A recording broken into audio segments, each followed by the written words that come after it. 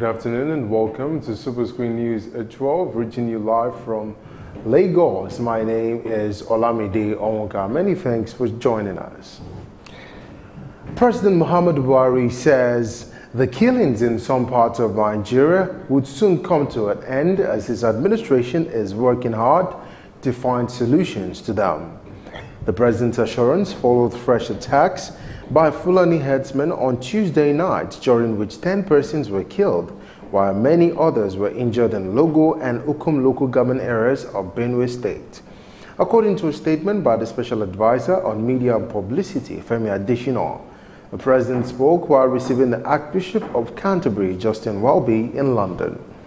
Responding to his guest's comments on the clashes between herdsmen and farmers in different parts of Nigeria, the president noted that the problem is not new, adding that the situation compounded by the influx of armed men from Sahel region into West Africa. He also said the problem should not be seen from the point of view of religion, saying it is socially and economically motivated.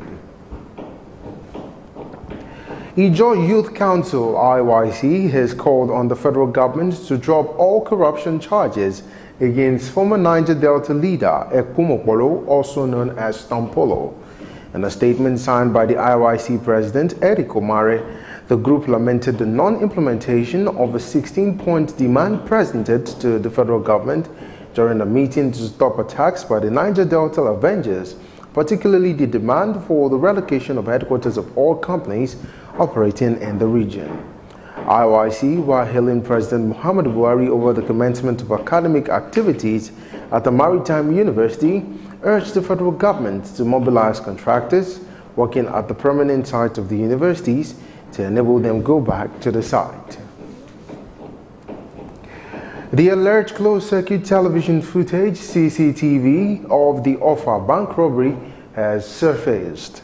The 4-minute video, which went viral on the internet on Wednesday, revealed the moment the robbers attacked one of the 5 affected banks. The gunmen had neutralized the security post with what appeared like grenades before entering the banks and operating unfettered. You will recall that on Thursday, April 5, armed robbers invaded 5 banks in Offa, Kwara State, killing scores of residents, including police bank and workers and passersby. The assailants were said to have carted away millions of naira as they robbed the banks for about an hour without any challenges from security agents. State Commissioner of Police Ado Lawan put the casualty figure at 17. However, the Operations Commander, Vigilance Group of Nigeria, Offa, Wasiu Adepoju, said the vigilantes in the state counted 50 bodies. President Muhammadu Buhari has written 2 letters to the Senate seeking confirmation of Festus Okoye as the National Commissioner representing Southeast Geopolitical Zone for the Independent National Electoral Commission, INEC.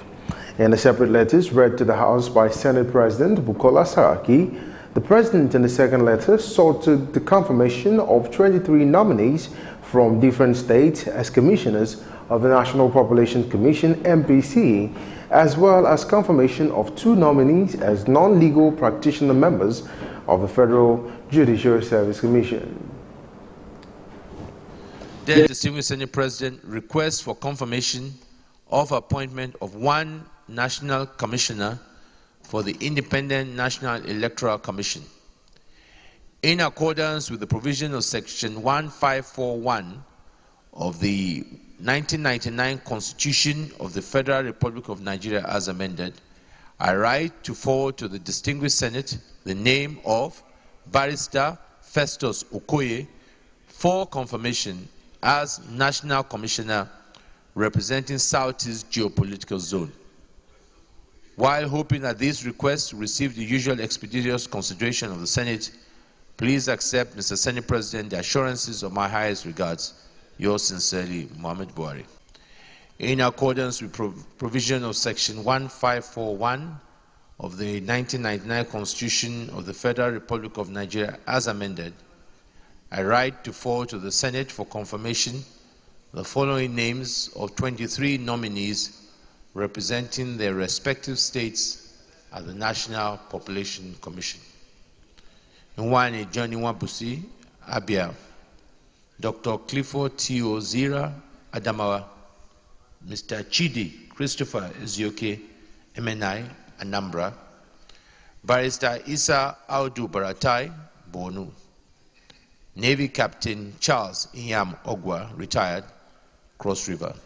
While hoping that this request will receive the usual expeditious consideration of the Senate, please accept, Mr. Senate President, the assurances of my highest regards. Yours sincerely, Mahmoud Buhari. An appeal has been made to the Lagos State government to double its effort in maintaining effective cleanliness of the state. A cross-section of Lagos State residents who made the appeal in an interview with Superscreen television tasked Governor Akinwumi Ambode to live up to the record of the previous administration of Babatunde Fashola. Details in this report. A trip around Lagos metropolis shows how filthy the state has become since the withdrawal of the private sector participants, PSP, on the waste wars orchestrated by a disagreement over the Cleaner Lagos initiative, a development that led to gap in service delivery. Today, there are heaps of waste on roads, streets, junctions, marketplaces, and other available spaces in different neighborhoods in Lagos State.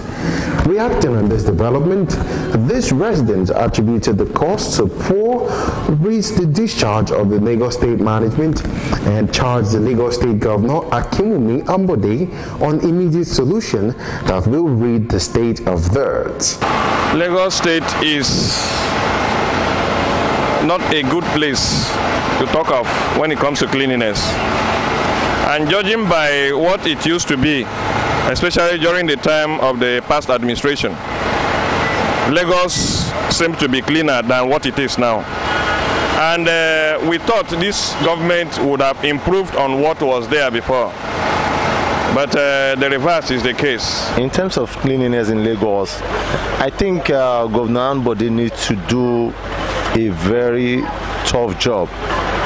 They said we're using Cleaner Lagos, which I thought Cleaner Lagos, they don't have enough equipment to serve the Lagosian very well. Look at this place. They started from throwing just a nylon, but due to the fact that when people see that they are throwing just a nylon there, they started bringing their own dustbin there and throw it there, quite disturbing everywhere.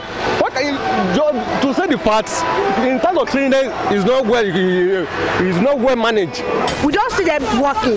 Like me, I used to use money to throw my dustbin away because they said that we should be doing Thursday environmental. I will always do it.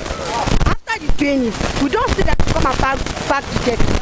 We always use money to throw it away. And when we saw the PSP motor passing, they don't allow us to throw the dustbin away. Cleaning in Lagos State is not okay at all, but we are begging everybody to help us about the cleanliness of Lagos State. You will recall that in February 2017, Governor Akinwumi Ambode signed into law a policy on the Environmental Management, Protection and Sustainable Development Bill 2017, which suspended the state's agreement with PSP, where he transferred the management of the state's waste to Visionscape Group, a foreign environmental sanitation management company. Today, all pointers shows Visionscape is not living up to their promise of efficient delivery. With the latest development where both parties had their war by virtue of court order for negotiating their agreement to go together and work together. These residents insist that what is paramount is for the state to maintain the cleanliness seen during the last administration of Babatunde Fashola. When they were handling the debts of Lagos, everywhere was okay. If you look around now, you see debts right in front of the market, even in between the market. So to me, what I feel is that if they bring back Loma and PSP, everything would go back the way it used to be. Where we have a lorry there, that Loma used to park there, and everything is good. They would have included the cart pushers, probably to organize them, register them, and have a system that will manage that particular sector. Because there are some areas in Lagos that are not accessible to Loma vehicles. If they bring back Loma and the PSP, everywhere will be okay. Now, the last time they said they don't want the cat pushers in Lagos. Now, cat pushers are the people that are helping Lagosians to clean their environment. We paid for the lawman every month, and they came, they took the dustbin, they took the dirty away. So what I can say is that the house that does not pay or does not have this bin bucket, I believe that they are people responsible for putting dustbin there. That's my own belief, and that's what they should act on. Who are the people? Who are the house that they are not paying those lawman? And that's the only solution they can do they can find to this dustbin issue.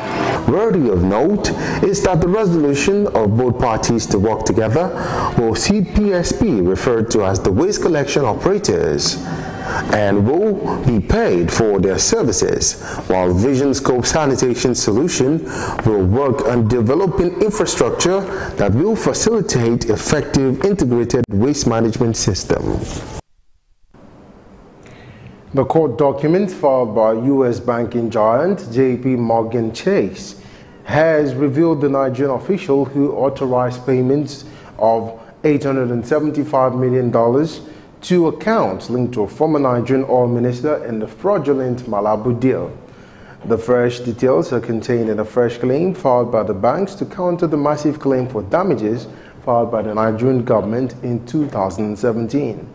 Those named to have authorized the payment, which were made in 2011, are Yerima Gama, at the time the Minister of State for Finance, and Otunla Oguni, then Accountant General of the Federation. The two others named as authorized signatories at the time are Permanent Secretary, Federal Ministry of Finance, Danladi Kifasi, and Director of Funds at the Office of the Accountant, Babayo Sheo. The National Association of Nigerian Students, NAS, has appealed to Governor Rotimi Akeredolu to reverse the decision and the recent increase in the tuition fees in state-owned institutions in the state. NAN's National Public Relations Officer, Bestman Okerafo, said in a statement on Thursday in Enugu that the reversal became necessary in the interest of the teeming indigent students. He said the recent increase in the tuition fees is alarming and beyond normal situation, adding that the development would be inimical to educational development of the state. Okerafo said students had been paying between $25,000 to $30,000, but noted that the fees had been increased to $120,000 and $180,000 respectively in state-owned institutions. He urged the government to address the situation in a way that will favor both parties involved. Nigeria is partnering Ghana to curb activities of criminal and cocaine trafficking.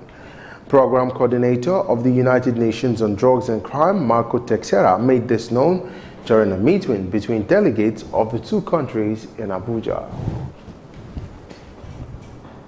This second meeting is being held after the initial meeting that was held in Ghana in the end of February, where both countries and both delegations agreed on intensifying the cooperation in concrete case basis that touch common points of both countries, or criminal networks operating in both countries.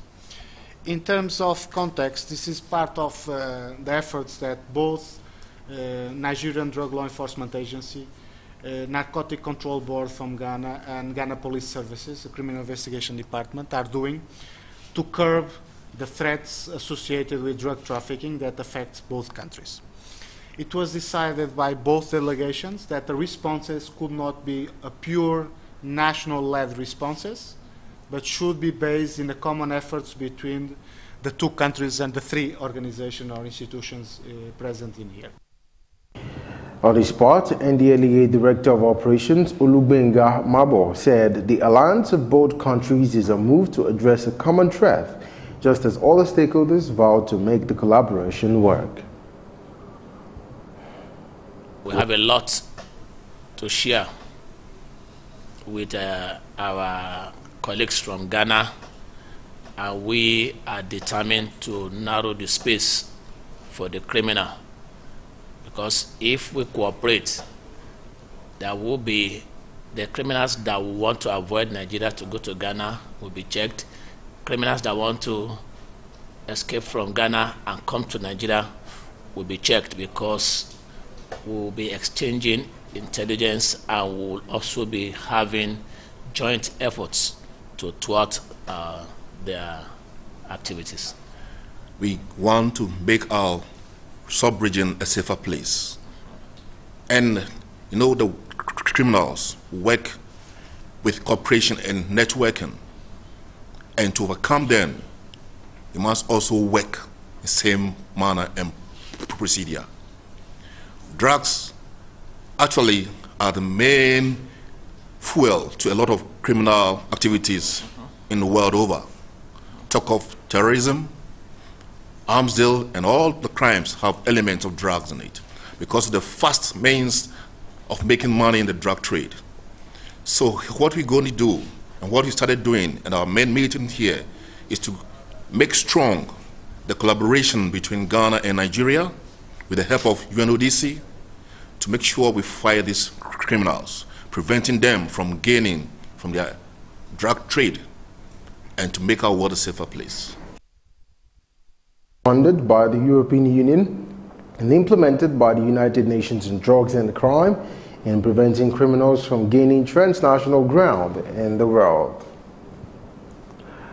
Private medical institutions operating in Nigeria has been given urgent to review their high services so as to encourage most Nigerians to afford them.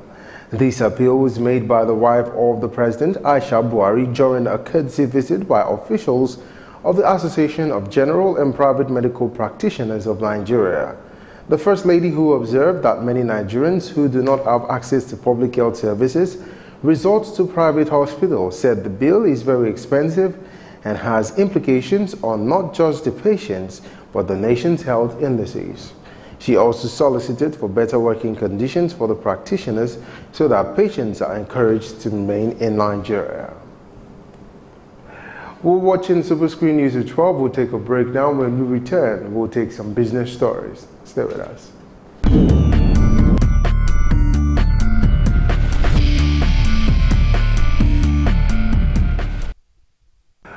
Welcome back, and now for some business stories. The National Bureau of Statistics, NBS, says the Nigeria Consumer Price Index, which measures inflation, rose by 13.34% in March 2018.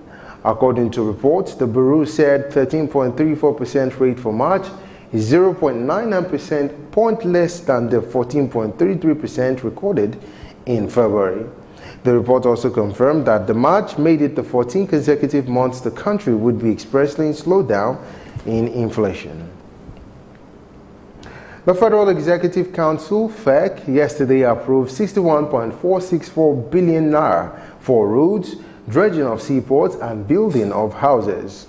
Minister of Works, Power and Housing, Babatunde Fashola, and his counterparts in Rotimi Amechi, Abdurrahman Suleiman Adamu, and Senior Special Assistant on Media and Publicity to the President, Garba Deshewu, disclosed this to journalists after the FEC meeting.